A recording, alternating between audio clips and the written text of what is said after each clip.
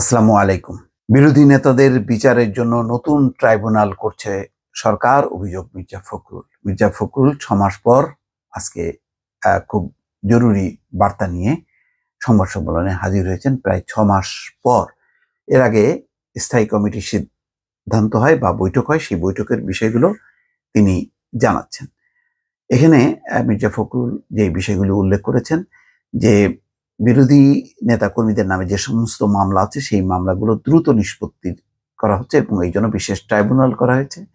আইন মন্ত্রণালয় থেকে একেবারেই নির্দেশ দেওয়া হয়েছে কোন কোন মামলায় বিনা শুনানিতে দ্রুত বিচার করতে হবে। এর উদ্দেশ্য হলো বিএনপি নেতা কর্মী যাদের নামে মামলা আছে যত সংখ্যক নেতাকর্মীকে দণ্ডিত করা যায়, বিরাজনীতিকরণের পথে হাঁটা যায় এবং ক্ষমতা নিরঙ্কুশ করা যায়।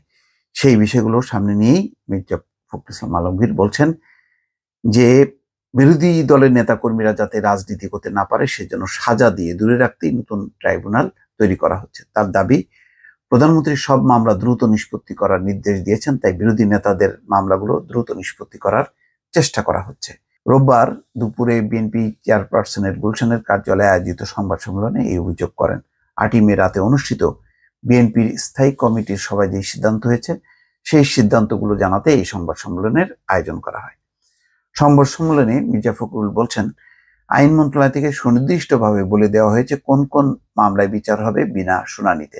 তিনি আরো বলেন, অবৈধ সরকারের সাজানো নির্বাচনের মাধ্যমে ক্ষমতাকে নিরঙ্কুশ করতে, বিরোধী রাজনৈতিক নেতাদের সাজা দিয়ে কারান্তরীণ করতে, বিরাজনীতিকরণের প্রক্রিয়াকে বাস্তবায়িত করার জন্য বিচার বিভাগকে ব্যবহার করা হচ্ছে।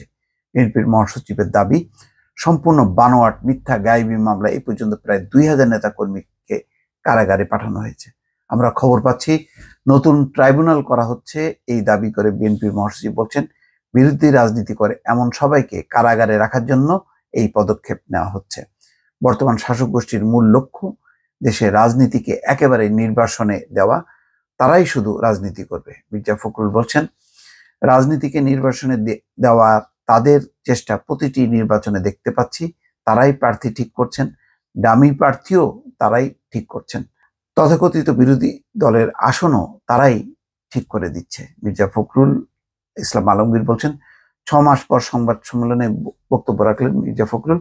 সর্বশেষ তিনি ২৭শে অক্টোবর সংবাদ সম্মেলন করেছিলেন। গত বছর ২৮শে অক্টোবর ঢাকার যে বিএনপি সহিংসতাকে কেন্দ্র করে তিনি গ্রেপ্তার হন। তারপর ৩.৫ মাস পর তিনি জামিনে মুক্ত হন। এরপর চিকিৎসার জন্য সিঙ্গাপুরে গিয়েছিলেন। গত সপ্তাহে পবিত্র ওমরা পালন শেষে তিনি দেশে ফিরেছেন। এরপর গতকাল নয়াপল্টনে যুব দলের সমাবেশে বক্তব্য দেন, আজ সংবাদ সম্মেলন করলেন। দর্শক, বুঝতেই পারছেন যে তারা সরকারের ভেতর থেকে গুরুত্বপূর্ণ তথ্য পেয়েই সামনে হাজির হয়েছেন এবং বক্তব্য দিচ্ছেন। দর্শক, ভালো থাকবেন। আল্লাহ হাফেজ।